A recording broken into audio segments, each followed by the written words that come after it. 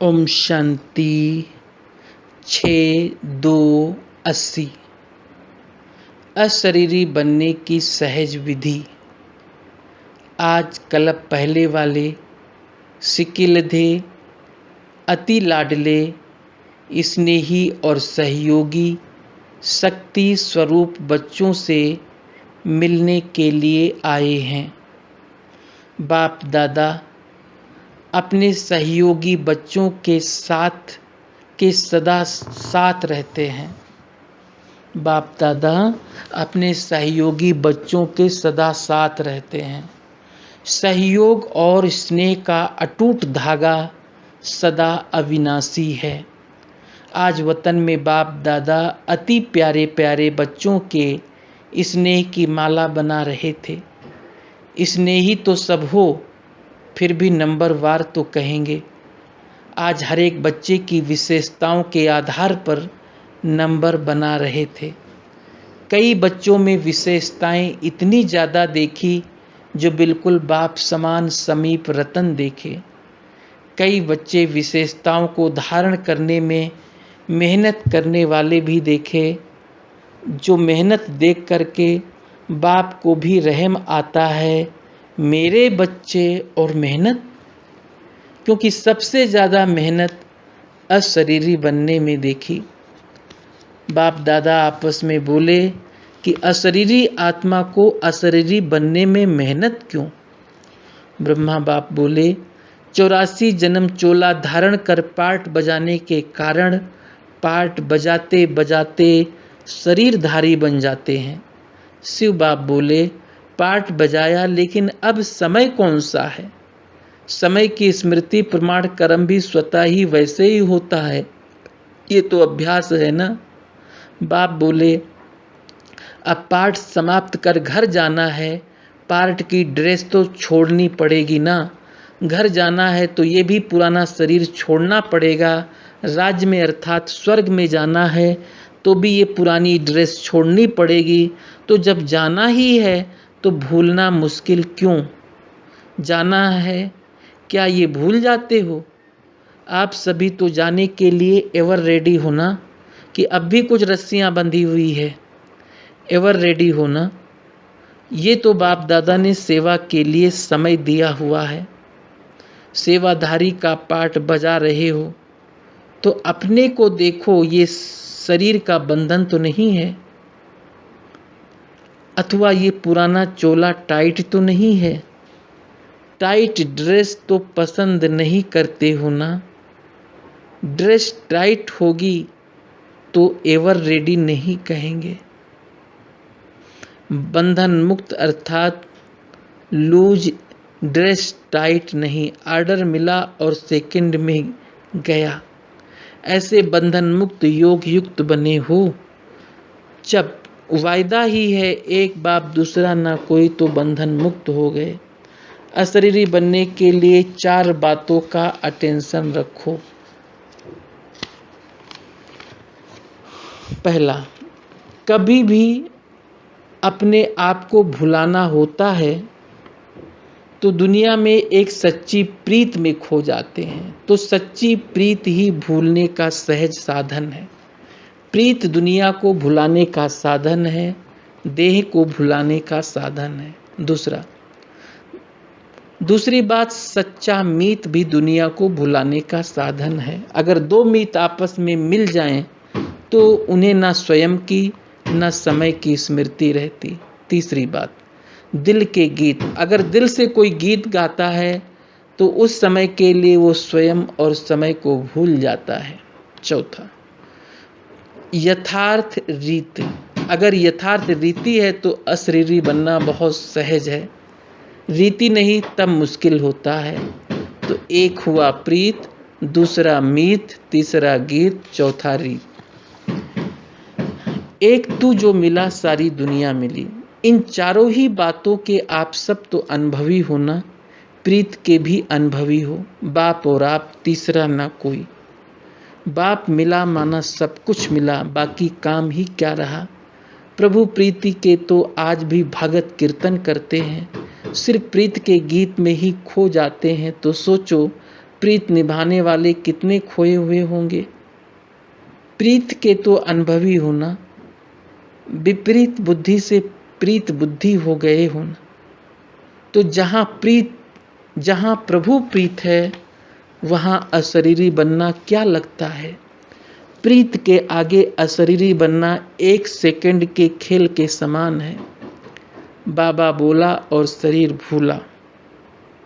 बाबा शब्द ही पुरानी दुनिया को भूलने का आत्मिक बाम है। ब्रैकेट में बिजली बंद हो गई। जैसे ये स्विच बदली होने का खेल देखा, वैसे वो स्मृति का स्विच है। बाप का स्विच ऑन और देह की दुनिया की स्मृति का स्विच ऑफ।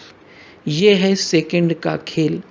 मुख से बाबा बोलने में भी टाइम लगता है, लेकिन स्मृति में लाने में कितना समय लगता है। तो प्रीत में रहना अर्थात अशरीरी बनना सहज। मोहब्बत में मेहनत नहीं। ऐसे सबसे सच्चा मीत जो शमशान के आगे भी साथ जाए। शरीरधारी मीत तो शमशान तक ही जाएंगे, लेकिन तो वे दुख हरता सुख करता नहीं बन सकेंगे। थोड़ा बहुत दुख के समय सहयोगी बन सकते हैं, सहयोग दे सकते हैं, लेकिन दुख हर नहीं सकते।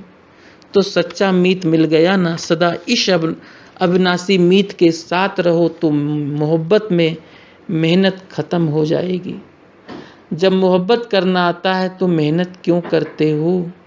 बाप दादा को कभी कभी हंसी आती है। जैसे किसी को बोझ उठाने का अभ्यास होता है, उसको आराम से बिठाओ तो वो बैठ नहीं सकता, बार बार बोझ की तरफ भागता है और फिर सांस भी फूलता है। तो पुकारते हैं छुड़ाओ। तो सदा प्रीत और मीत में रहो तो मेहनत समाप्त हो जाएगी। मीत से किनारा नहीं करो, सदा के साथी बन करके चलो। ऐसे ही बाप दादा द्वारा प्राप्त हुई सर्व प्राप्तियों के गुणों के सदा गीत गाते रहो। बाप की महिमा व आपकी महिमा के कितने गीत हैं। इस गीत में साज भी ऑटोमेटिक चलते हैं। जितना जितना गुणों की महिमा के गीत गाएंगे तो खुशी के साज साथ साथ स्वतः बजते रहेंगे। ये गीत भी गाने वाले आए हैं ना। ब्रैकेट में भरत व्यास आदि आए हैं। आपके साज तो दूसरे हैं, ये खुशी के साज हैं। ये कभी खराब नहीं होते जो रिपेयर करना पड़े। तो सदा ऐसे गीत गाते रहो। ये गीत गाना तो सबको आता है ना। तो सदा गीत गाते रहो तो सहज ही अशरीरी बन जाएंगे। बाकी रही रीत, यथार्थ रीति सेकंड की रीत है। मैं अशरीरी आत्मा हूँ, ये सबसे सहज यथार्थ रीति है। सहज है ना। जैसे बाप की महिमा है कि वो मुश्किल को सहज करने वाला है, ऐसे ही बाप समान बच्चे भी मुश्किल को सहज करने वाले हैं। जो विश्व की मुश्किल को सहज करने वाले हैं, वो स्वयं मुश्किल अनुभव करें, ये कैसे हो सकता। इसलिए सदा सर्व सहज योगी। अहम नहीं, वहम नहीं, लेकिन रहम करो। संगमयुगी ब्राह्मणों के मुख से मेहनत है व मुश्किल है, ये शब्द मुख से क्या लेकिन संकल्प में भी नहीं आ सकता। तो इस वर्ष का विशेष अटेंशन सदा सहज योगी। जैसे बाप को बच्चों पर रहम आता है, वैसे स्वयं पर भी रहम करो और सर्वप्रत भी रहम दिल बनो। टाइटल रहम दिल का तो आप सबका है ना। अपना टाइटल याद है ना।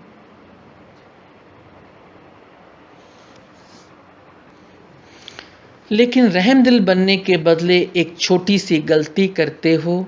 रहम भाव के बजाय अहम भाव में आ जाते हो तो रहम भूल जाते हो। कोई अहम भाव में आ जाते हैं, कोई वहम भाव में आ जाते हैं। पता नहीं पहुंच सकेंगे कि नहीं पहुंच सकेंगे, यथार्थ मार्ग है या नहीं है। ऐसे अनेक प्रकार के स्वयं के प्रति वहम भाव और कभी कभी नॉलेज के प्रति वहम भाव, इसलिए रहम का भाव बदल जाता है। समझा? दिल शिकस्त नहीं बनो, लेकिन सदा दिल तख्त नशीन बनो। तो समझा इस वर्ष में क्या करना है। इस वर्ष का होमवर्क दे रहे हैं, सहज योगी बनो, रहम दिल बनो और दिल तख्त नशीन बनो। तो सदा भाग विधाता बाप ऐसे आज्ञाकारी बच्चों को अमृत वेले रोज सफलता का तिलक लगाते रहेंगे। ये भी तिलक का गायन है ना, कि ये भी तिलक का गायन है, न कि भक्तों को भगवान तिलक लगाने आया। तो इस वर्ष आज्ञाकारी बच्चों को स्वयं बाप आपके सेवा स्थान अर्थात तीर्थ स्थान पर सफलता का तिलक देने आएंगे। बाप तो रोज चक्कर लगाने आते ही हैं। अगर बच्चे सोए हुए हों वो उनकी गफलत है। जैसे दीपावली में जगह जगह ज्योति जगा कर रखते हैं, सफाई भी करते हैं, आह्वान भी करते हैं। स्वच्छता, प्रकाश और आह्वान, वो लक्ष्मी का आह्वान करते और ये लक्ष्मी के रचयिता का आह्वान है। तो ज्योति जगा कर बैठो, तब तो बाप आएंगे। कईयों को जगाते भी हैं और फिर भी सो जाते हैं। आवाज़ भी अनुभव करते हैं, फिर भी अलबेलेपन की नींद में सो जाते हैं। सतयुग में सोना ही सोना है, डबल सोना है। इसलिए अभी जागती ज्योत बनो। ऐसे नहीं कि सोने के संस्कार से वहाँ सोना मिल जाएगा। जो जागेगा वो सोना पाएगा।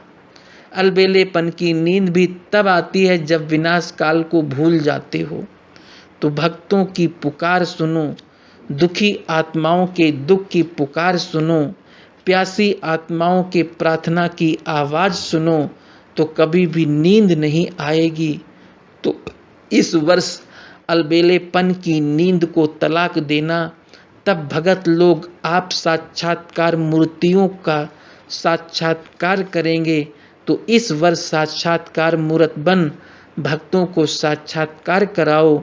ऐसे चक्रवर्ती बनो, ऐसे सदा प्रीत की रीत निभाने वाले, सदा सच्चे मीत के साथ रहने वाले, सदा प्राप्तियों और गुणों की महिमा के गीत गाने वाले, सदा सेकंड की यथार्थ रीति द्वारा सहज योगी बनने वाले, ऐसे सदा रहम दिल, मुश्किल को सहज बनाने वाले, निंद्रा जीत चक्रवर्ती बच्चों को बाप दादा का याद प्यार और नमस्ते। ओम शांति।